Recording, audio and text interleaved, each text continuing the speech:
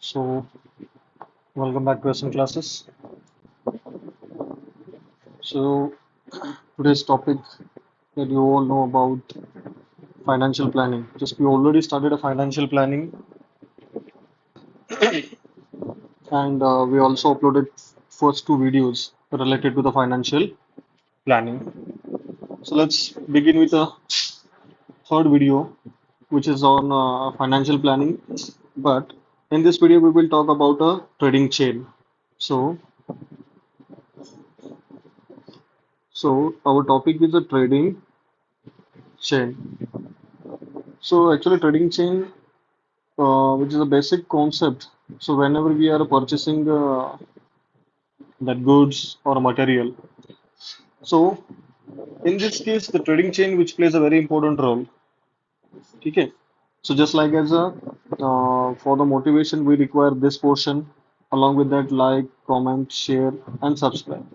So if you observe this, so first, second, third, four steps are there to highlight our classes or to motivate me or to encourage me. So ये आपको four steps follow करने पड़ेंगे. So first like, comment, share and subscribe. So उसी तरीके से अगर हम बात करें ट्रेडिंग चेन के बारे में, so let's talk about a trading chain. So in that trading chain, so there are four important aspects that we have to keep in mind. So one which is a manufacturer, second one wholesaler or we call it as a distributor, third one which is a retailer, and fourth one which is a consumer. Okay, means simple, take example of a book. So we want a book. So there is a one company which reproduces a book in a bulk quantity. Okay, and afterward, out of this, suppose they produced 200k, 2 lakh books they developed or they developed or manufactured in a company. So the manufacturer will not sell all the books to the customer. So he appoint a wholesaler. As a one company, appoint a various numbers of a wholesaler. Clear है?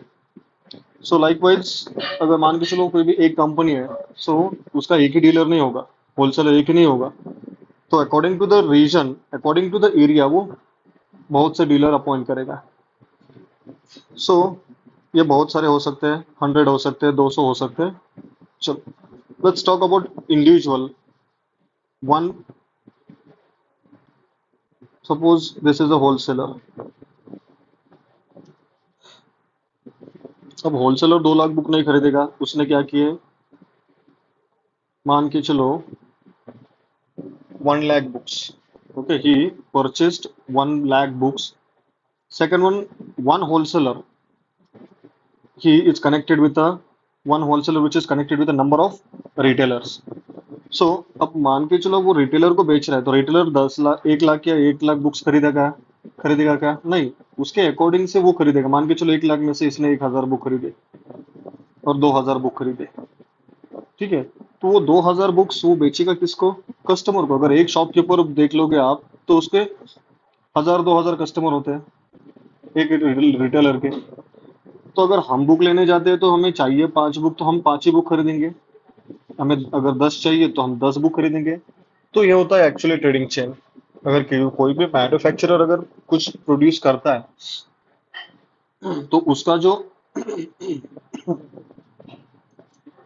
Material है, वो material इस तरीके से transfer होता है. तो एक तो मैन्युफैक्चरर वो मैन्युफैक्चर करेगा, बनाएगा, वो होलसेलर को बेचेगा. ओके, अब कंपनी के अंडर बहुत से होलसेलर हो सकते हैं. मान के चलो ये एक बहुत बड़ी कंपनी है, तो इसके अंडर 100 होलसेलर्स है. ठीक है, 100 ज्यादा हो रहा है, बट 10 पकड़ लेते हैं, 10 बड़े बड़े होलसेलर है. ओके, सेकंड थिंग, होलसेलर के नीचे अगर एक होलसेलर है, अपने पुणे डिस्ट्रिक्ट का होगा, तो वो क्या करेगा? 100 बड़े बड़े शॉप्स हैं, तो वो वो शॉप्स में वो क्या करेगा? He will distribute books in 100 shops which is comes under wholesaler. Second thing, so this retailer वो अपने एरिया का बादशाह है, एरिया में वो बेच रहा है.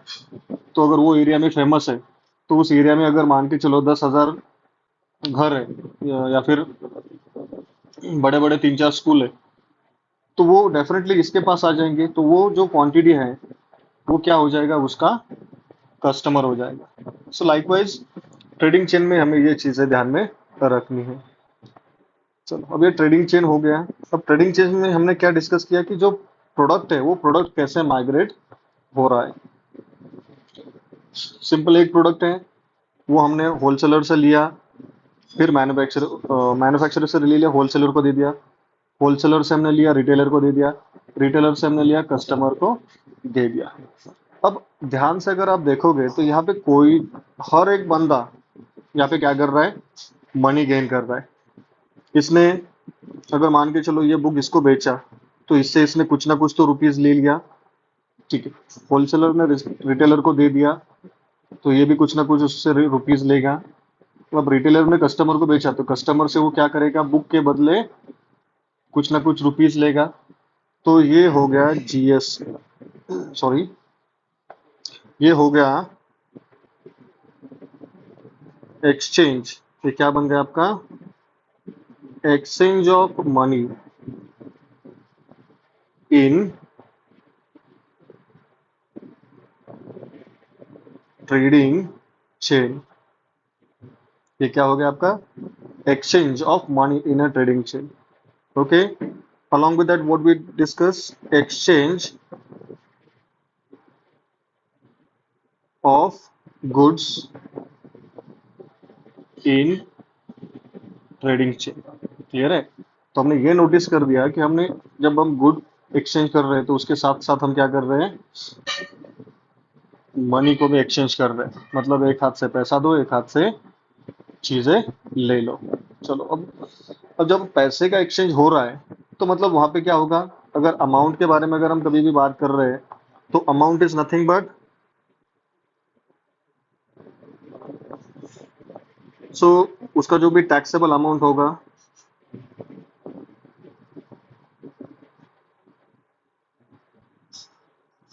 उसका टैक्सेबल अमाउंट होगा, प्लस जो भी हम उस पर जीएसटी चार्ज करेंगे, वो जीएसटी भी हमें यहाँ पे कंसिडर करनी पड़ेगी। तो अगर हम किसी भी चीज का अमाउंट निकालते हैं तो दो चीजें हमें ध्यान में रखनी है, एक तो उसका टैक्सेबल अमाउंट, और दूसरी जो है वो बहुत इंपॉर्टेंट बात है, वो होगा उसके साथ जो हम जीएसटी कलेक्ट कर रहे हैं, वो जीएसटी भी हमें ध्यान में रखना पड़ेगा। चलो, तो जीएसटी कैरी, मतलब हम जब पैसे एक्सचेंज कर रहे हैं तो उस केस में जीएसटी भी एक्सचेंज होगा। तो इस केस में अमाउंट एक्सचेंज हो रहा है, मतलब टैक्सेबल वैल्यू के साथ साथ हम जीएसटी भी कलेक्ट कर रहे हैं। सो अब हम बात करेंगे जीएसटी इन ट्रेडिंग चेन, और वो जीएसटी जो है वो कैसे कलेक्ट होता है। ओके, अब जीएसटी कलेक्ट होगा तो डेफिनेटली क्या होगा, एक तो वो सीजीएसटी कलेक्ट होगा, सी जीएसटी कलेक्ट होगा, प्लस यस जीएसटी भी कलेक्ट होगा।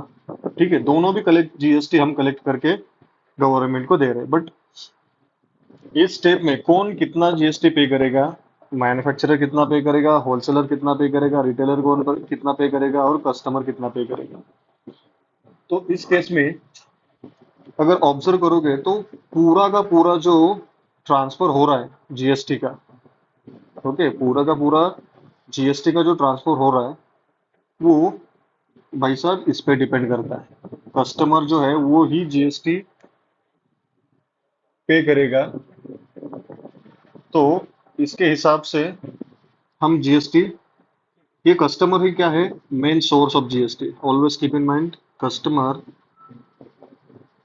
Is source of GST. मतलब हम कस्टमर लोग ही क्या करते हैं, जीएसटी पे करते हैं, बाकी रिटेलर उसमें से थोड़ा उसका जो भी प्रॉफिट है वो निकाल के फिर जो बचा होगा होगा इनपुट टैक्स आउटपुट टैक्स को अगर कंपेयर करेंगे हम, तो वो जो बचेगा वो गवर्नमेंट को दे देगा। वो अपने खुद का, ये ना रिटेलर देगा, ना खुद का पैसा होलसेलर इन्वेस्ट करेगा, ना मैन्युफैक्चरर इन्वेस्ट करेगा। जो हम पे कर रहे हैं एज ए कस्टमर, वही पैसा डिस्ट्रीब्यूट होके, हमारा ही पैसा डिस्ट्रीब्यूट होता है जीएसटी में, और यस जीएसटी में एंड सी जीएसटी। ठीक है, चलो तो देख लेते हैं कैसे ट्रांसफर हो जाता है मनी। अब मान के चलो ये एक कंपनी है, एक कंपनी का हमने एक एग्जांपल लिया है, सिंपल सा एग्जांपल है। तो ये वॉच बनाने वाली कंपनी है। ठीक है, वॉच बनाने वाली कंपनी है। तो as per the previous case हमने क्या डिस्कस किया था, ये मैन्युफैक्चरर है। ठीक है, ये होलसेलर है, रिटेलर है, और ये कस्टमर है। ठीक है, तो इसमें से जैसे जैसे आप चीजों के बारे में डिस्कस करोगे, वैसे वैसे आपको पता चल जाएगा कि कौन किसको क्या बेच रहा है, कौन किससे कितना पैसा ले रहा है। अब फिलहाल तो एक बात ध्यान में रखते हैं, पहले मैंने जो पहले बोला था कि suppose manufacturer which produces the goods. अभी इसका मैन्युफैक्चरर क्या प्रोड्यूस कर रहा है, वॉच कंपनी है, सो ही or they produces a watch and they sold it to the wholesaler. Second thing, wholesaler, the same watch which is sold to the retailer, and the retailer sold the same watch to the customer, and hence the end of the story. अब कोई यहाँ पे, अब customer आगे नहीं बेचेगा, customer use करेगा। सो यहाँ पे क्या होता है, एंड होता है, this is a starting point and this is end of trading chain. चलो, अब मैंने पहले ही बोला था, अगर एक गुड्स बेच रहा है, ओके, तो ये उसी केस में वो रिप्लेस क्या कर रहा है, मनी के साथ गुड्स को रिप्लेस कर रहा है। तो अब वो देगा वॉच, बट लेगा उसके बदले में कुछ ना कुछ तो पैसा। अब चलो अज्यूम कर लेते हैं, पहली केस में उसने क्या किया, सेम जो वॉच थी वो 200 में बेच दी।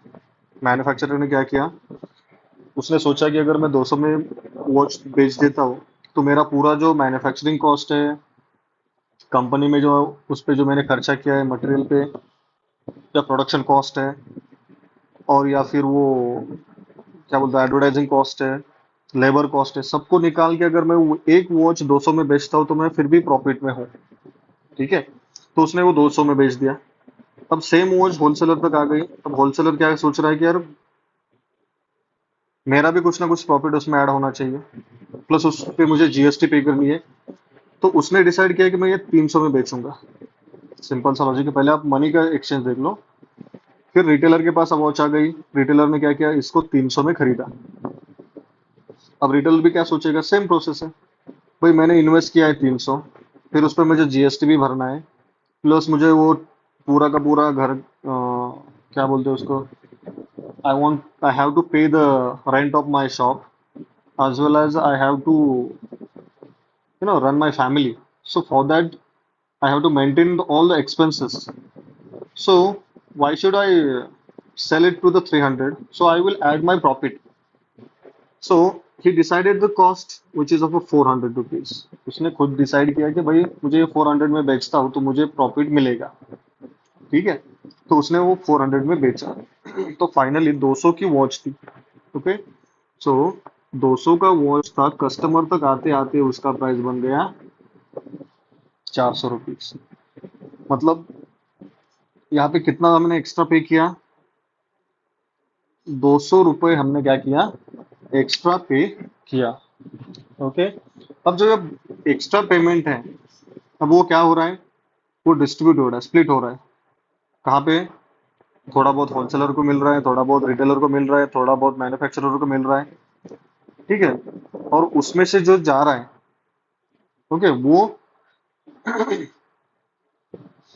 क्या हो रहा है, वो कन्वर्ट हो रहा है प्रॉफिट में, प्लस वो जीएसटी में कन्वर्ट हो रहा है। ठीक है, चलो अब एक सिंपल सा तरीके से हम समझते हैं, जीएसटी भी होगा ना। अब मान के चलो अगर कोई भी चीज हम बेच रहे हैं, इसका मतलब वो विद जीएसटी बेच रहे हैं। ठीक है, शॉपकीपर, हम जीएसटी के बारे में बात कर रहे हैं, तो ये पूरा का पूरा सब कुछ प्रोसेस होगा, हम विद जीएसटी डिस्कस करेंगे।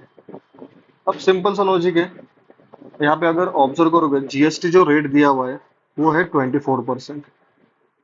Sorry, not 24, 12%, sorry. अगर मान के चलो 12% जीएसटी रेट है, हर केस में 12%, 12%, 12%। सो अब 12% जीएसटी है, तो क्या हो रहा है, अगर मैन्युफैक्चरर यहाँ पे इसको वॉच बेच रहा है, ठीक है, मान के चलो मैन्युफैक्चरर ने क्या किया, इसको वॉच बेच दिया, तो उसने वो वॉच 200 रुपये में बेचा, प्लस उससे मतलब होलसेलर से क्या किया, 12% जीएसटी कलेक्ट किया, किस पे, 200 रुपये पे, ठीक है। अब अगर हम जीएसटी के बारे में बात करेंगे, तो 200 के ऊपर 12% है, तो 12% किस पे मिल रहा है आपको, 200 पे मिल रहा है। 100 1 जा 100, 100 2 जा 200, सो 12 2 जा 24 रुपीज। तो जीएसटी उसने कितने पे किया, यहाँ पे रुपीज डाल दो, 24 रुपीज। तो इस ट्रांजेक्शन में अगर आपने ऑब्जर्व किया तो वॉच का कितना कॉस्ट होगा, 224 रुपीज। चलो, अब होलसेलर ने भी क्या डिसाइड किया कि अभी मैंने ऑलरेडी तो यहाँ पे 24 रुपीज एक्स्ट्रा पे किया है, वो भी मुझे निकालना पड़ेगा, ठीक है। तो वो वॉच अगर मैं 300 में बेच देता हूँ, और उस पे फिर से अगर मैं 12% कमाता हूँ, तो कितना होगा देख लो। सेम वॉच उसने बेचा 300 को विद 12% जीएसटी, तो उसका जो कॉस्ट होगा, तो देख लो, वो 300 तो देगा ही देगा, प्लस 12% जीएसटी देगा, किस पे, 300 पे। सो 100 1 जा 100, 300 हो जाएगा। सो 12 दूनी 24, 12 3 36 हो जाएगा, तो 36 जीएसटी प्लस 300 उसका कॉस्ट हो जाएगा। तो इस केस में उस बंदे को जीएसटी कितना पे करना पड़ेगा, रिटेलर को, 36 रुपीज, ठीक है। चलो, अब मान के चलो वो सेम वॉच है, अब वो रिटेलर तो घर में रखेगा नहीं, वो भी किसी न किसी क्लाइंट को या फिर कस्टमर को वो बेच देगा। अब वो जो वॉच है, तो उसने क्या किया, एक क्लाइंट को 400 रुपये में बेच दिया, और उस क्लाइंट से फिर से उसने 12% जीएसटी कलेक्ट कर दिया, किस पे, 400 रुपीज पे। अब आपको पता है 12% जीएसटी, तो अगर 12/100 मल्टीप्लाइड बाय 400 करते हो, तो 100 4 जा 400 हो जाएगा, 12 24 12 36 12 43, सो 48 रुपीज क्या करेगा, वो जीएसटी पे करेगा। तो यहाँ पे देख लो, उसने 48 रुपीज जीएसटी पे किया, ओके। कस्टमर ने क्या किया है, यहाँ पे 48 रुपीज में जो सबसे ज्यादा जीएसटी किसने पे किया है, कस्टमर ने पे किया। अब चलो देखते हैं कि एक्चुअल इस केस में यहाँ पे देख लो, 24 जीएसटी हमने कितना कलेक्ट कर दिया, देख लो। पहले केस में हमने जीएसटी कलेक्ट करा कर दिया 24 रुपीज, सेकेंड केस में हमने जीएसटी कलेक्ट किया 36 रुपीज, थर्ड केस में हमने जीएसटी कलेक्ट किया 48 रुपीज, ठीक है। अब टोटल देख लो, 18 4 5 6 7 8 9 10, तो टोटल जीएसटी कितना हो रहा है, 108 रुपीज टोटल जीएसटी उस ट्रांजेक्शन में हम क्या कर रहे हैं, कलेक्ट कर रहे हैं। अब बहुत से बच्चों को ये सवाल होगा कि अरे भैया, ये तो 108 रुपीज कलेक्ट कर रहा है, तो सब कुछ गवर्नमेंट को देगा क्या, नहीं देगा।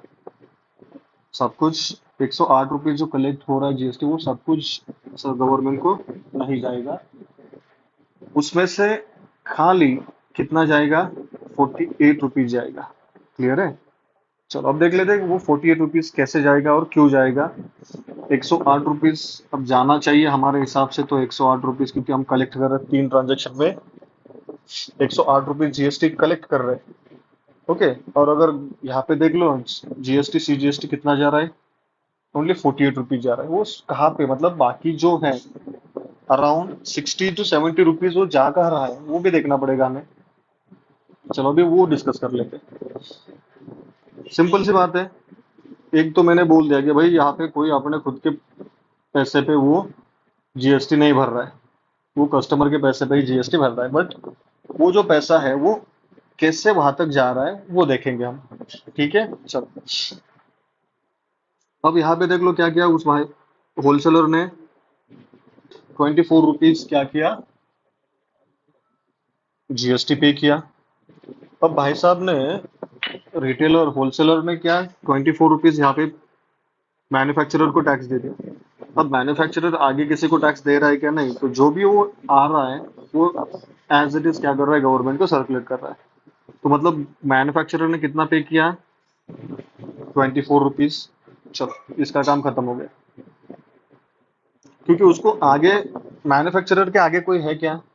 नहीं। अब वॉच बन रहा है, अगर वो रॉ मटेरियल खरीद रहा है तो उसका बात अलग है, बट ओनली वॉच के बारे में अगर हम बात कर रहे हैं तो वो किसी मैन्युफैक्चरर किसी और कंपनी से वॉच खरीद रहा है क्या? नहीं, खुद बना रहा है। तो प्रोडक्शन हब वही उसका है।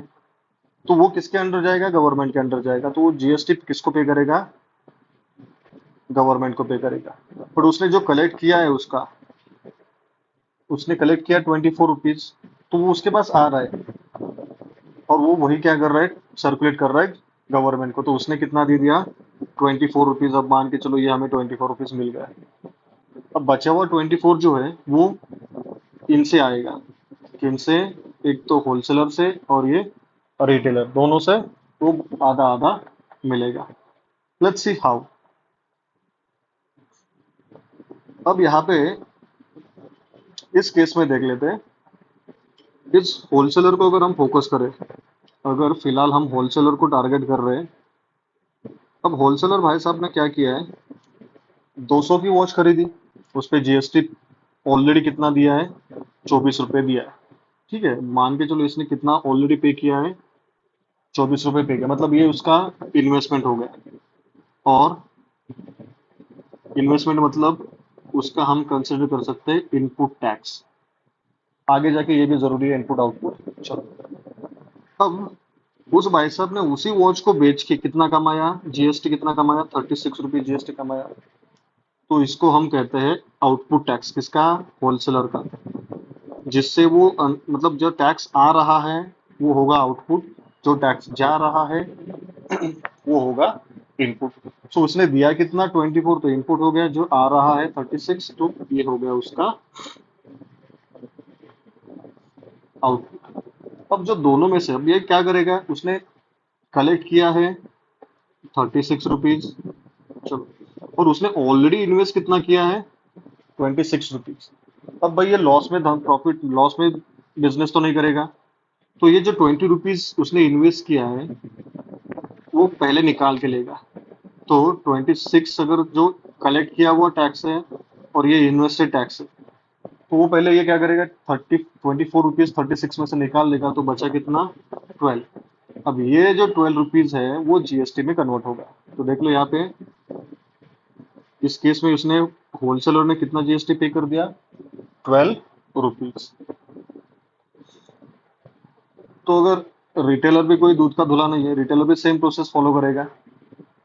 अब रिटेलर ने क्या किया, अब इसने 48 रुपीज कलेक्ट किया है जीएसटी, तो ये उसका हो गया आउटपुट जीएसटी। अब उसने शॉपकीपर होलसेलर को कितना पे किया है? 36 रुपीज, तो ये बन गया उसका इनपुट टैक्स। अब भाई ने इन्वेस्टमेंट कितना किया है? अब यहाँ पे अगर सिंपल सी बात है, 36 रुपीज उसने इन्वेस्ट किया है। ठीक है, 36 रुपीज इन्वेस्ट किया है, तो वो भाई 36 पहले निकाल देगा। ठीक है, तो 36 निकाल के बचेगा कितना? 12 रुपीज। तो ये भाई साहब क्या करेंगे, 12 रुपीज सरकार को एज अ जीएसटी पे करेंगे। तो अब यहाँ पे सिंपल सा फॉर्मूला अगर हम अप्लाई कर देते हैं, ये 12 क्या मिल गया? जीएसटी। अगर इसको अगर हम फोकस कर ले, ये जो कलर शेडेड पोर्शन है इसको अगर हम फोकस कर ले, तो आपका फॉर्मूला बन जाता है जीएसटी का। सो पेएबल जीएसटी क्या है? पेएबल जीएसटी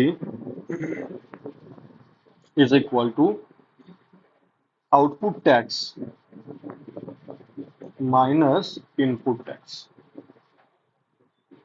क्लियर है? इसी स्टेप से आपको दो बातें क्लियर हो गई। एक तो GST in trading chain, GST in trading chain, और उसी के साथ जो ट्रेडिंग पेन में चेन में जो जीएसटी हम पे कर रहे हैं, उसका हमने क्या किया, फॉर्मूला भी वहां पे फाइंड आउट कर दिया। ठीक है, सो हमने दो टर्म अभी नोटिस की। आउटपुट टैक्स, आउटपुट टैक्स मतलब जो हम कलेक्ट कर रहे हैं वो टैक्स। ठीक है। इनपुट टैक्स मतलब हम जो टैक्स पे कर रहे हैं, okay. So paid by that, जो भी होगा होलसेलर, रिटेलर या फिर कस्टमर, जिसने पे किया वो होगा इनपुट टैक्स, जिसने वो कलेक्ट किया वो होगा उसका आउट आउटपुट टैक्स। क्लियर है? क्योंकि ये फॉर्मूला हमें आगे जाके बहुत बहुत यूजफुल है और काम में आने वाला है। अब चलते हैं टोटल जीएसटी पे, ओके। या फिर हम जो टोटल कॉस्ट कर रहे थे,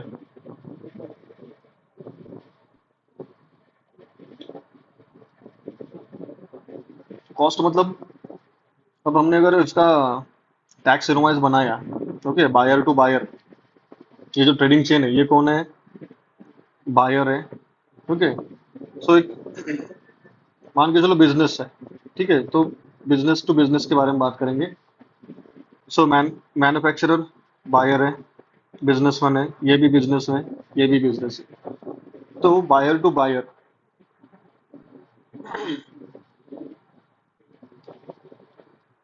सो उसको कम कहते हैं बी टू बी। सेकंड जो ट्रेडिंग चेन है वो भी बी टू बी, और थर्ड वाली जो है B to C, okay, buyer to customer. अब मान के चलो ये टैक्स इनवॉइस बना रहे हैं, मतलब उसको अभी इस केस में कितना पे करना पड़ेगा वो हमें डिस्कस करना है। पहले तो उसने प्राइस डिसाइड की 200 रुपीज, फिर उसने जीएसटी 6%, मतलब जो 24 था उसको स्प्लिट कर दिया, 12 प्लस 12 24 हो गया, 224 उसकी कॉस्ट होगी। सिमिलरली 300 रुपीज था, उस पर जीएसटी 36 था, तो सी जीएसटी एस जीएसटी आधा आधा होगा, 18 और ये बन गया 336। Same process GST third case में, मतलब बायर टू कस्टमर, जहाँ पे हम शॉपकीपर से हम जब परचेस करते हैं तो ये हम लोग हैं, ये हम हैं और ये शॉपकीपर है। तो जीएसटी क्या होगा? उसने डिसाइड किया वो 400 में बेच रहा हूँ, तब उस पे 48 रुपीज टैक्स, हाँ 48 रुपीज टैक्स कलेक्ट हो रहा है, ठीक है। तो 24 आधा आधा था, क्योंकि अगर टोटल जीएसटी कितना था, ध्यान में रखो, टोटल जीएसटी कितना था? 12%। अब उसका आधा होगा 6% एस जीएसटी, उसका आधा होगा सी जीएसटी, मतलब 6%, 6% क्या हो गया? C GST and S GST, okay. Clear है? ये होता है आपका ट्रेडिंग चेन, और इस तरीके से यहाँ पे क्या हो जाता है, पैसा जो है वो कस्टमर से लिया जाता है और वो गवर्नमेंट तक पहुंचाया जाता है in the form of tax. चलो, अब एक क्वेश्चन कर लेते हैं इसी के बेसिस पर। अब मान के चलो मिस्टर रोहित है, इज अ रिटेलर। देखो यहाँ पे जब भी आपको समझ के लेना है कुछ चीज़ों को, तो ट्रेडिंग चेन का डायग्राम मैं हर बच्चों को रिकमेंड करता हूँ कि भाई पहले चेन बनाओ, तब आसानी से आप समझ जाओगे। अगर मान के चलो मैंने ये बॉक्स बना दिया, अब किसके बारे में बात कर रहे हैं? हम रिटेल के बारे में बात कर रहे हैं। Mister Rohit is a retailer, he paid GST. अब ये रिटेलर है, मान के चलो यहाँ पे हम लिख दिए, चलो रिटेलर। अब ये कुछ ना कुछ तो बेचेगा, कुछ ना कुछ तो खरीदेगा, तो इसलिए मैंने एरो बना दिया। अब उस भाई साहब ने क्या किया, he paid a GST of ₹6500 at the time of purchase. मतलब ये कुछ खरीद रहा है, चलो उसने क्या किया, खरीदते समय 6500 जीएसटी पे किया। He collected a GST of ₹8000 at the time of sale. बंदे ने उस चीज को बेच दिया, 8000 कमा लिया। क्या है वो? जीएसटी है, डोंट फॉरगेट, ये कॉस्ट नहीं है, ये जीएसटी है, ये भी जीएसटी। चलो नेक्स्ट वन। नेक्स्ट केस में क्या किया उसने? चलो अभी टारगेट है हमें, find the input tax and output tax. अब ये जो इन्होंने कलेक्ट किया है और ये इन्होंने पे किया, जो बाहर जा रहा है हम पे कर रहे हैं, वो क्या होता है? जो हमारे पास आ रहा है वो होता है आउटपुट टैक्स, ठीक है। जो हम पे कर रहे हैं वो होता है इनपुट टैक्स। तो हमने कितना कलेक्ट किया है? 8,000 रुपीज। हमने पे कितना किया है? 6,500 रुपीज। तो पहले का आंसर आपको मिल गया। What is the input tax credit? अब यहाँ पे जो हम इन्वेस्टमेंट के तौर पे जो कर रहे हैं उसको हम कहते हैं input tax credit. So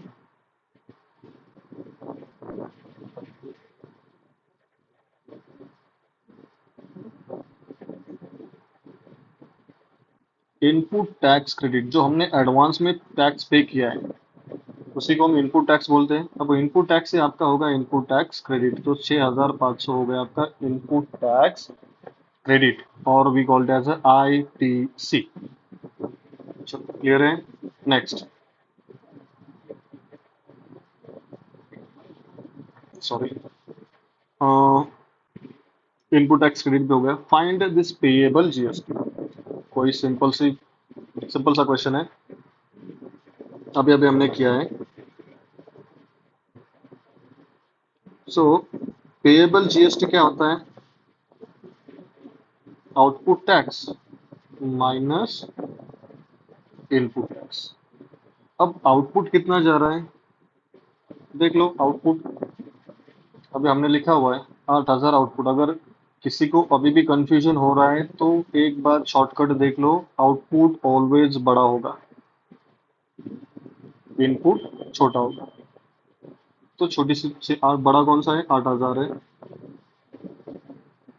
minus 6,500 है।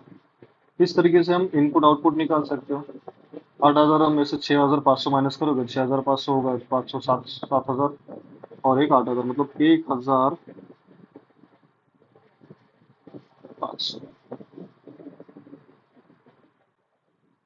क्लियर है। सो भाई साहब जीएसटी कितना पे करेंगे हम?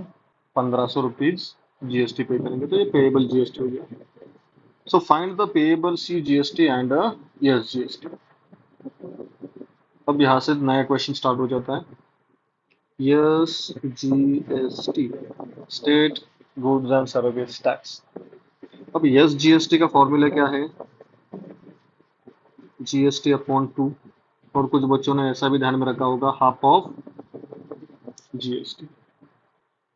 जीएसटी कितना है? 1,500 डिवाइडेड बाय 2। 7 दूने 14, एक बचा 10 हो गया, 5 फिर से 750।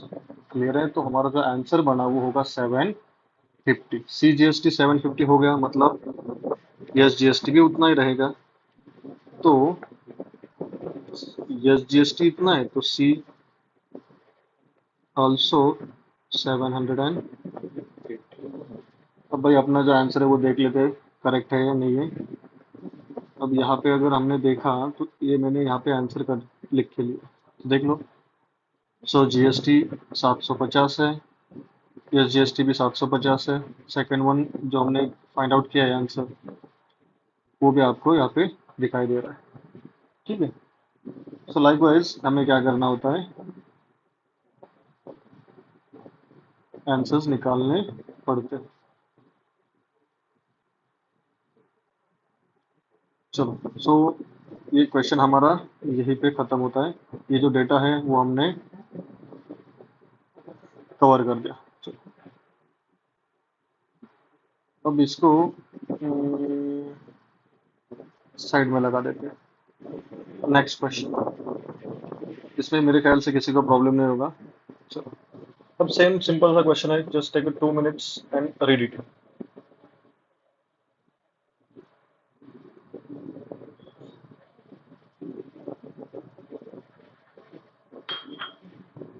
ओके, मेरे ख्याल से हो गया होगा रीड करके। तब तक मैंने चाय भी खत्म कर ली। Okay, so quickly read the question. Mr. Jay, sorry, Jay Chemicals purchased liquid soap having a taxable value 8,000. अब उसने कुछ खरीदा है तो ऑब्वियसली डायग्राम की तरफ फायदा, मतलब डायग्राम को हम कंसिडर करके समझ लेते हैं। जेसी है, अब हम जे सी केम कर देते हैं, जय केमिकल से।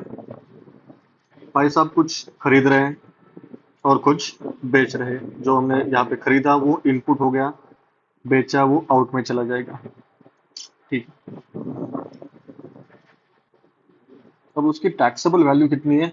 8,000। जब खरीदते समय भाई साहब ने कितने को खरीदा? वो 8,000 में। Taxable value at the time of purchase.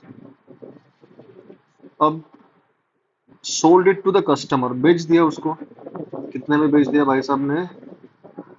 10,000। मतलब लिया 8 में, 2,000 बढ़ा के बेच दिया। अब जीएसटी रेट भी देख लो यहाँ पे क्या है। उसने जीएसटी इससे कलेक्ट कर दिया कितना? 18%। अब उसने देना भी पड़ेगा, उसको 18% ही देना पड़ेगा ना। जीएसटी इन ट्रेडिंग चेन कितना है? 18% है। अब ये कस्टमर से 18% लेगा, तो 18% मैन्युफैक्चरर को या फिर होलसेलर को भी देगा। तो 18-18 यहाँ पे कॉमन हो जाएगा। ठीक है, नहीं तो वो कंफ्यूज हो जाओगे। एक ही चेन में 18,000 कंसिडर करोगे। चलो हो गया। Next one. अब उस बंदे ने क्या किया है देख लो। 18% रेट है, तो सी और यस निकालना है। चलो टारगेट में लिख लेता हूँ, सी जीएसटी,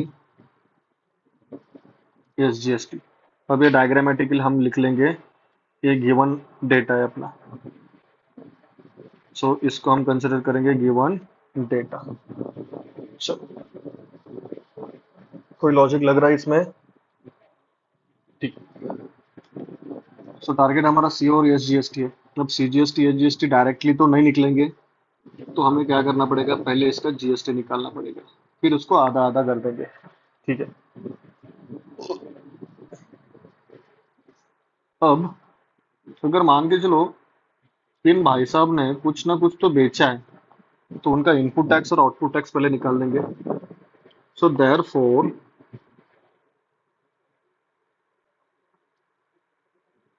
इनपुट टैक्स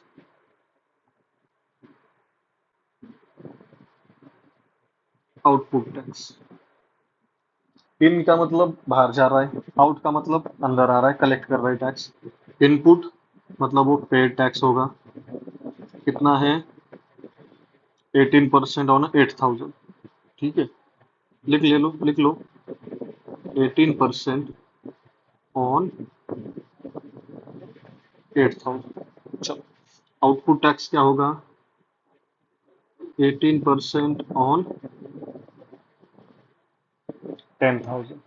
अब हम ऐसे तो नहीं लिख सकते, हमें क्या करना पड़ेगा? रुपीज में कन्वर्ट करना पड़ेगा, फिर उसको हम फॉर्मूले में पुट करेंगे। ये आपके समझने के लिए मैं ऐसा लिख रहा हूँ।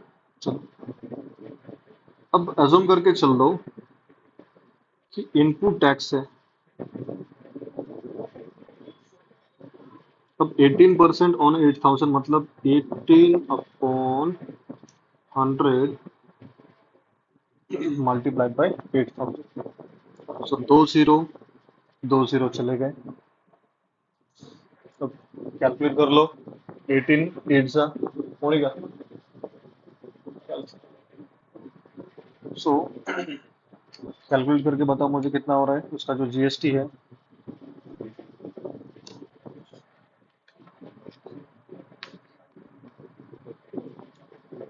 सो अगर समझ में आ रहा है, 18 मल्टीप्लाइड बाई 8 कर दो। सॉरी 80 है, 18 इंटू 8 में।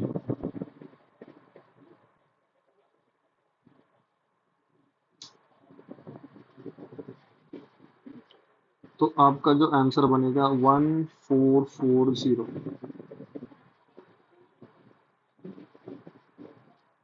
इनपुट तो मिल गया। अब क्या करते हैं? आउटपुट के बारे में डिस्कस कर लेते हैं। अब आउटपुट टैक्स कैसे निकालेंगे भाई? ऊपर मैंने ऑलरेडी सेंटेंस में कन्वर्ट करके लिखा है, तो लिख दो।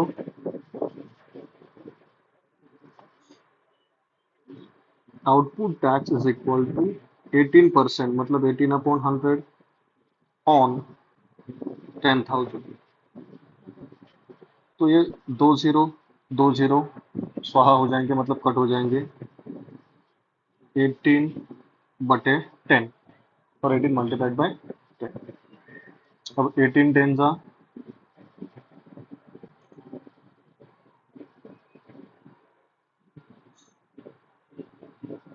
1 2 3, सॉरी यहाँ पे भाई 3 0 है, तभी मैं सोच रहा हूँ ये जीएसटी छोटा क्यों आ रहा है। ओके, सो यहाँ पे 1 2 3 10,000 है। चलो 2 0 2 0 चले गए, 1 8 0 0, तो कितना हो गया, आउटपुट टैक्स मिल गया। तो इसको थोड़ा सा हाईलाइट कर देते हैं। ये इनपुट टैक्स है,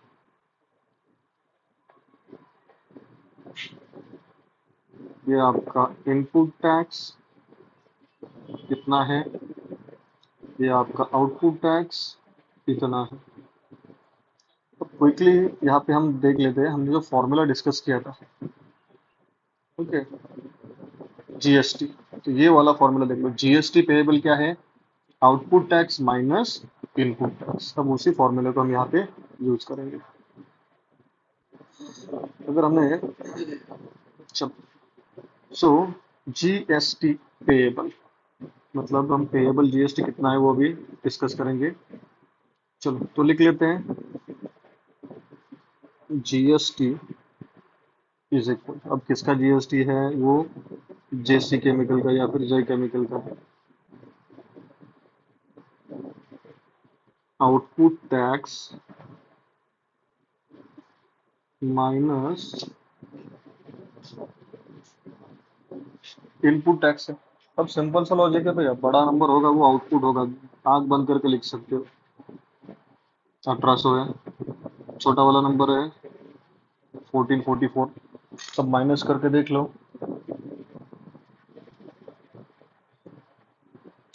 तो आंसर जाएगा आपका 360। तो जय केमिकल को इस ट्रांजेक्शन में तो जीएसटी पे करना पड़ा, वो जीएसटी कितना होगा। अब यहाँ पे अगर देख ले तो 360। तो अब थोड़ा मैंने यहाँ पे आंसर की भी जेरॉक्स लेके रखी है, तो देख लो यहाँ पे। तो आंसर हमें कितना मिला, 360 रुपये उसका क्या मिला, आंसर मिला। क्लियर है। तो इस तरीके से हमने जो जो भी आंसर अभी निकाला है वो सही है। क्योंकि बहुत बार क्या हो जाता है कि आंसर में हमारा कंफर्म है कि नहीं है, वो अभी यहाँ पे अगर हम क्रॉस चेक करते हैं तो थोड़ा कॉन्फिडेंस लेवल बढ़ जाता है। ठीक है। अब मान के चलो, नेक्स्ट क्वेश्चन है हमारा, फिर से भाई साहब जय केमिकल वाले आ गए बीच में। तो जय केमिकल फिर से परचेस कर रहा है और कुछ बेच रहा है, तो डायग्राम हम सेम तरीके से लिख लेंगे। एक बक्से में जेसी वाले को डाल दो, सो जे केमिकल्स। ठीक है। अब जे केमिकल भाई साहब ने क्या किया है, लिक्विड सोप खरीदा है। They purchase a liquid soap, purchase liquid soap 8000। But यहाँ पे उन्होंने बहुत दिमाग लगाया है, वो जीएसटी ऑलरेडी पे करके खरीदा है, विद जीएसटी खरीदा है। ठीक है। नेक्स्ट क्या किया, sold it to the customer with cost 10,000 rupees, वो भी विद जीएसटी खरीदा है, परचेस किया है, खरीदा भी और बेच भी दिया। जीएसटी रेट 18% है। Amount of C GST find out करना है, यह जीएसटी फाइंड आउट करना है। ठीक है। फिर से सेम क्वेश्चन है बट यहाँ पे थोड़ा उल्टा दिया है। तब so J chemical purchase liquid soap of 8,000 rupees. अब मान के चलो लिक्विड सोप खरीदा है 8,000 रुपीज। ओके, तो इसकी ये अमाउंट होगी, ये विद जीएसटी आएगा। इन भाई साहब ने बेचा भी कितने में है, 10,000 में बेचा। ओके।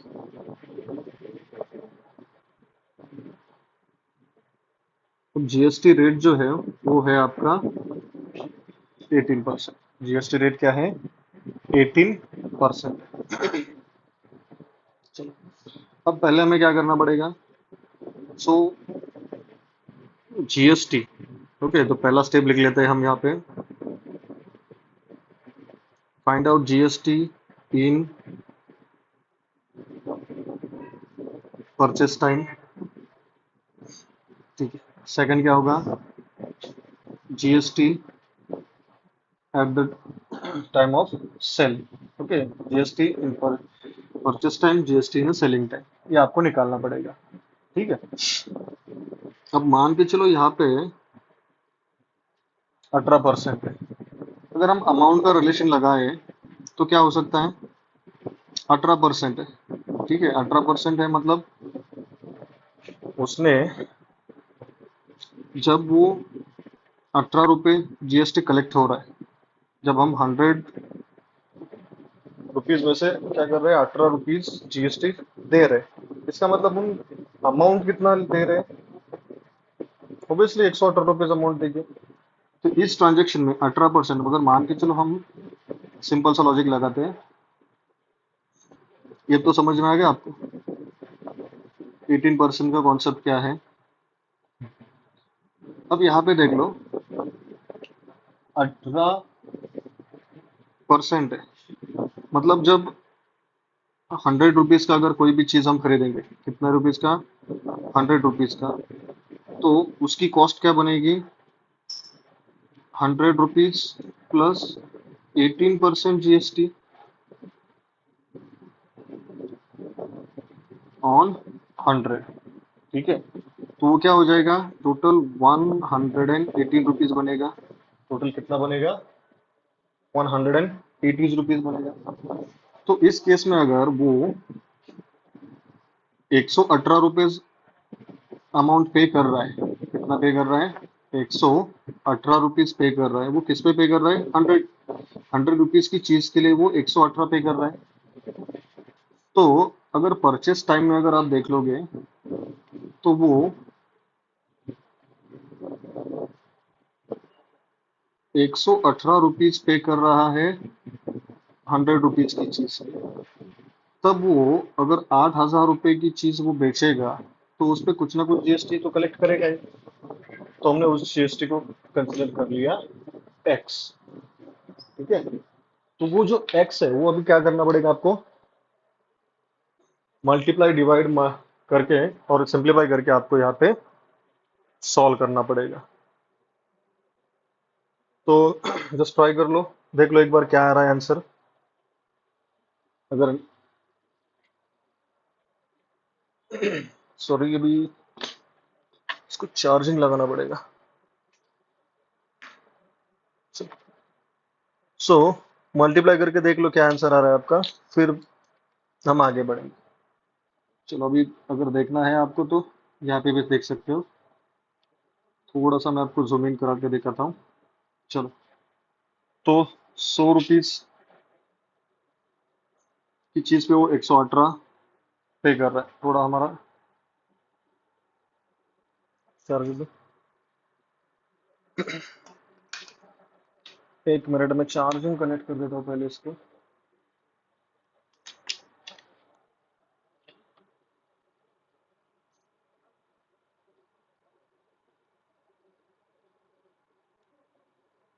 ये कनेक्ट क्यों नहीं हो रहा है? हो गया। So, थोड़ा हमने यहाँ पे थोड़ा सा मिस्टेक कर दिया। अब हम किसके बारे में बात कर रहे हैं? अमाउंट के बारे में बात कर रहे हैं। ठीक है, तो अमाउंट पहले हमें डिस्कस करनी पड़ेगी। चार्जिंग हो गया शुरू, हाँ। चलो, तो इसमें थोड़ा सा करेक्शन करेंगे हम। ठीक, जब हम अमाउंट कितनी पे कर रहे हैं, 8,000 अमाउंट पे कर रहे हैं, उस पे हमें टैक्स निकालना है। ओके, जब अगर हम टैक्सेबल वैल्यू एक्स निकालनी है, अगर हमने 100 रुपीज की टैक्सेबल वैल्यू है तो उस पर हमने 18% मतलब 118 रुपीज टैक्स पे किया। तो हमने एक्स, जब 100 की चीज है उस पर हमने 118 पे किए। जब एक्स रुपीज की चीज होगी मतलब उसकी जो टैक्सेबल वैल्यू होगी उस पर हम क्या कर रहे हैं? 8,000 टैक्स पे कर रहे हैं। तो इसी तरीके से हमें क्या करना पड़ेगा? वैल्यूज निकालनी पड़ेगी। ठीक है, अगर ये पैटर्न समझ नहीं आ रहा है तो हम यहाँ पे जो आंसर दिया हुआ है उसको थोड़ा डिस्कस कर लेते हैं। चलो, अब लेट द टैक्सेबल वैल्यू। ठीक है, तो टैक्सेबल वैल्यू निकालनी है हमें, तभी जाके हमें क्या करना पड़ेगा? उसका जो है जीएसटी वो निकालना पड़ेगा। चलो, तो इसलिए मैंने ये लॉजिक लगा दिया कि पहले टैक्सेबल वैल्यू कंसिडर कर लेते हैं। ठीक है, मतलब अभी 8,000 पे 8,000 विद जीएसटी है, मतलब ये अमाउंट है, और ये एक्स होगा उसका टैक्सेबल वैल्यू। तो उसी तरह हमने 100 में कंसिडर करके ये लिख दिया। तो क्विकली इसको सॉल्व कर देते हैं। x is equal to 100 multiplied by 8,000 upon 118। अगर इसको आप सिंप्लीफाई करते हो तो आपका आंसर देख लो कितना आ रहा है। क्विकली कैलकुलेटर पे मैं कर देता हूँ। सो 100 multiplied bye 8,000 equals to divided by 118. So 6679. Your answer is 6779.66। तो ये हो गई x1 taxable value at the time of purchase. अब भाई साहब ने वही चीज बेची है, तो उसका भी टैक्सेबल वैल्यू निकालना पड़ेगा। चलो, तो मान के चलो टैक्सेबल वैल्यू, फिर से वही फॉर्मूला यूज करना है। 100 की चीज थी, उस पे 18% टैक्स लगा के उसको एक 1,800 सॉरी 118 में बेच दिया। अब जो टैक्सेबल वैल्यू पता नहीं, बट वो चीज हमने 10,000 में बेची है, तो ऐसे लिखेंगे सिंपल सा x is equal to 100 multiplied by 10,000। मतलब अगर 000 के केस में लिखोगे तो ये 20 1 2 3 4 1 2 3 4 डिवाइडेड बाय 118। सो कैलकुलेट कर दो।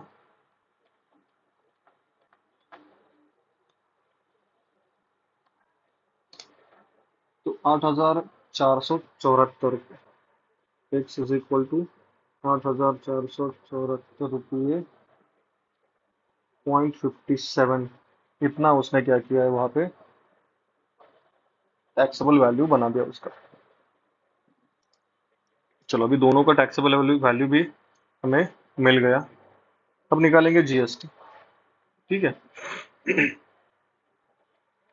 अब टैक्सेबल वैल्यू हमें पता है 6679.66 है। अब उस पे हम कितना परसेंट चार्ज कर रहे हैं, 18% चार्ज कर रहे हैं। तो लिख दो यहाँ पे, so GST is equal to 18 upon 100 multiplied by 6679.66 is equal to, अगर हम इसको भी सॉल्व कर देते हैं तो इसका आंसर देख लो यहाँ पे। कैलकुलेशन थोड़ा मैं स्किप कर रहा हूँ। ओके, अब आउटपुट टैक्स टैक्सेबल वैल्यू भी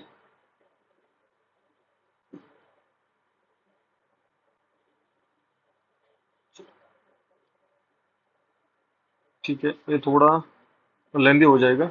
इन्होंने शॉर्टकट मेथड से दिया है तो वो भी लिख लेंगे। टैक्सेबल वैल्यू है और अमाउंट है, तो सिंपल अगर माइनस करोगे तो वो भी निकलेगा। सॉरी, यहाँ पे हम ये भी मेथड यूज कर सकते हैं क्योंकि मैं भूल गया था, ये अमाउंट है। So amount is equal to GST plus taxable value. अब टैक्सेबल वैल्यू पे हमें पता है और जीएसटी भी पता है, अगर दोनों को अगर हम सब्सट्रैक्ट कर लेते हैं तो जीएसटी मिल जाएगा। So GST is equal to, अब इसको माइनस कर दो। 8,000 में से अगर वो माइनस करोगे तो आपका आंसर मिल जाएगा। तो आपका जो आंसर बनेगा वो थोड़ा सा यहीं पे देख लेते हैं। ये बहुत लंबा है, टाइम बहुत कंज्यूम कर रहा है ये। तो जीएसटी पेड कितना मिला हमें, तो जीएसटी पेड जो है वो मिल गया हमें, यहाँ पे देख लो। ठीक, ओके, 8,000 माइनस करोगे इसमें से 6,007, 8,000 माइनस 6,779 अगर करते हो तो GST paid at the time मिल रहा है आपको 1,234 रुपये। तो वो होगा उसका input tax credit. Same process अगर हम यहाँ पे ऑब्जर्व करते हो, ठीक है, थोड़ा सा next करिए। तो ये तो हमने अभी निकाला था, और उसको अगर हम माइनस करेंगे तो वो जीएसटी मिलेगा, पेएबल जीएसटी नहीं मिलेगा, बट वो उसके लिए क्या बनेगा, वो आउटपुट टैक्स बनेगा। तो हमने ये आउटपुट टैक्स यहाँ पे निकाला। अब जीएसटी पेएबल कितना होगा, हमें पता है, output minus input. So output tax minus input tax करेंगे तो हमें आंसर मिल जाएगा। तो 305 आपका जीएसटी मिल गया। अब हमें सीजीएसटी पूछा है, जीएसटी का आधा कर दो तो आपको क्या मिलेगा, सीजीएसटी एंड एस जीएसटी मिल जाएगा। ठीक है, चलो। तो इसमें हमारा कैलकुलेशन पार्ट बहुत था, इसलिए मैंने ये पीडीएफ से ही आपको एक्सप्लेन कर दिया, बट यहाँ तक तो हमारा कंटेंट सही है। ओके, सो सेम प्रोसेस है यहाँ पे। एक जो टैक्स इनवॉइस है या फिर जो एक ट्रेडिंग चेन दी हुई है आपको, और उसको रीड करके आपको ये fill in the blanks complete करना है। Suppose the manufacturer sold a cycle of a taxable value 4000। अब यहाँ पे हमने, ये यहाँ पे क्या होगा, सो ये पहले भाई मैन्युफैक्चरर का कॉन्सेप्ट है, तो मैन्युफैक्चरर यहाँ पे पहले आ जाएगा। तो ये कौन है, कंपनी है, तो यहाँ पे मैन्युफैक्चरर आ जाएगा। अब ये बेचेगा होलसेलर को, होलसेलर बेचेगा रिटेलर को, और रिटेलर बेचेगा कस्टमर को। ठीक है, तो ये आपका चेन हो गया। सो ये मैन्युफैक्चरर है, मैन्युफैक्चरर बेचेगा होलसेलर को, होलसेलर रिटेलर को, रिटेलर कस्टमर को। अब ये मैन्युफैक्चरर ने होलसेलर को बेचा 4000 में, होलसेलर ने बेचा 4800 में, रिटेलर ने बेचा 5200 में, कस्टमर तक वो साइकिल कितने में बढ़ी, 5200 में। इस पे 12% जीएसटी है, 12% जीएसटी है, 12% जीएसटी है। ठीक है, चलो। अब हमें करना क्या है कि ये जो ट्रेडिंग चेन का जो कैलकुलेशन है वो कंप्लीट करना है। ठीक है, चलो, तो फर्स्ट स्टेप देख लेते हैं। इस केस में पहले क्या करना है, output tax of manufacturer. Manufacturer कौन है, ये है। तो ये जितना कलेक्ट करेगा वही होगा उसका आउटपुट टैक्स। तो ये कलेक्ट कर रहा है कितना, 4000 पे 12%। चलो, सो 4000 पे क्या करेगा, वो 12% कलेक्ट करेगा। तो अब लिख दो, 4000 पे 12% मतलब 4000 इंटू 12/100। 2020 कैंसिल होगा, 12 4 48, और जीरो एज इट इज। तो वो कितना कर रहा है पे, 480 रुपीज पे कर रहा है, क्योंकि वो ले रहा है। ओके, मतलब आने वाला टैक्स आउटपुट होता है, जाने वाला इनपुट होता है। Next, output tax of a wholesaler. अब ये होलसेलर है। अब इस भाई साहब ने क्या किया है, इससे कुछ ना कुछ तो टैक्स कलेक्ट किया है ना। तो वो कितना होगा, 4800 पे 12%। तो लिख लो यहाँ पे 4800 पे 12%। तो अगर उसको हम सिंप्लीफाई करेंगे, 4800 मल्टीप्लाइड बाय 12/100, तो ये आपको आंसर मिल जाएगा 576। अब थर्ड स्टेप में क्या पूछा है, जीएसटी पेएबल बाय होलसेलर। तो होलसेलर का क्या होगा, output tax minus input tax. Wholesaler का ये हो गया इनपुट, और ये हो गया आउटपुट टैक्स। तो इसका अगर डेटा हम कलेक्ट करेंगे तो 576। तो ये manufacturer, wholesaler, retailer and customer. तो उसने पे कितना किया है, आउटपुट टैक्स।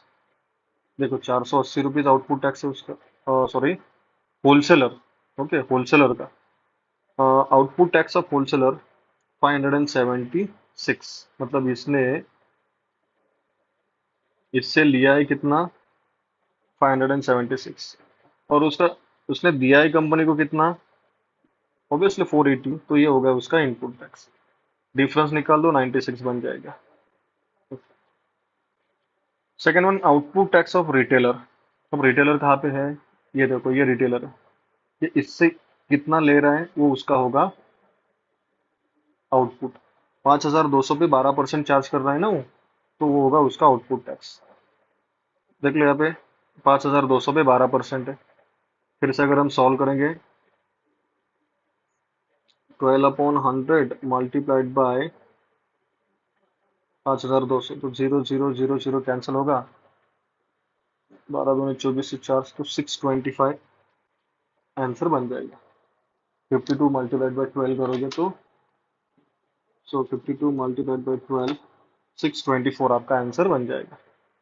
अब रिटेलर का जीएसटी पूछा है, मतलब ये देखो, इस बंदे का जीएसटी पूछा है।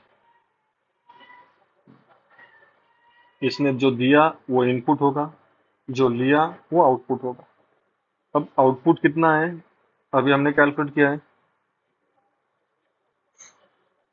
ठीक है। रिटेलर का आउटपुट देख लो कितना है, 5,200 पे 12 मतलब 624, लिख दो यहाँ पे, ठीक है। रिटेलर का आउटपुट टैक्स हो गया 624 रुपये। चलो नेक्स्ट। अब उसने कुछ तो कुछ एडवांस में पे किया है, मतलब इसने पे किया है कौन सा, 12%, 4,800 पे। तो 4,800 पे 12% देख लो, 576। तो यहाँ पे आ जाएगा उसका 576, ठीक है। तो सब्सट्रैक्ट कर लो उसको, 624 माइनस 576, 576, तो आंसर बनेगा आपका 48। तो उसने जीएसटी कितना पे किया, 48 रुपीज जीएसटी उसने पे किया। अब ये तो हो गया डेटा कलेक्शन। अब हमें यहाँ पे फिल करना है। जीएसटी मैन्युफैक्चरर ने 480 पे किया है, देख लो। जो इनपुट है, जो उसका आउटपुट टैक्स है, वही वो पे करेगा गवर्नमेंट को, तो वो 480 वो पे करेगा गवर्नमेंट को। तो इसलिए हमने यहाँ पे लिखा है जीएसटी पेएबल 480। अब उसमें आधा सीजीएसटी होगा और आधा एसजीएसटी होगा, तो 240 सेम है। अब होलसेलर का देख लो, यहाँ पे होलसेलर भाई साहब, तो वो 96 पे कर रहे हैं, ठीक है। तो उनका अगर देखेंगे तो 96 उनका जीएसटी है, तो 96 का आधा कर दो, सीजीएसटी हो जाएगा। तो भाई साहब 48 सीजीएसटी, 48 एसजीएसटी पे कर रहे हैं। अब रिटेलर भाई साहब की तरफ आ जाओ। भाई साहब ने जीएसटी कितना पे किया है, पेएबल जीएसटी यहाँ पे है इनका 48 रुपीज, तो लिख दो 48। अब 48 का अगर हम आधा करेंगे, ठीक है, सो 48 डिवाइडेड बाय 2 करोगे तो कितना आ रहा है, 24। तो 24 GST, C GST, 24 S GST, clear है। अब लास्ट में टोटल, टोटल मतलब इन तीनों की टोटल यहाँ पे करनी पड़ेगी। सो 8 2 10, 10 4 14 चार, एक 4 9 10, ओके, 4 4 8, 8 1 9 9 9, 184 हो गया।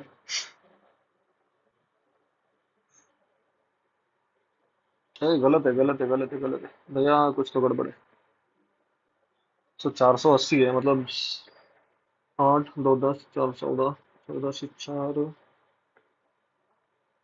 कैरी हो गया 1, 4 5 5, 8 5 13 13,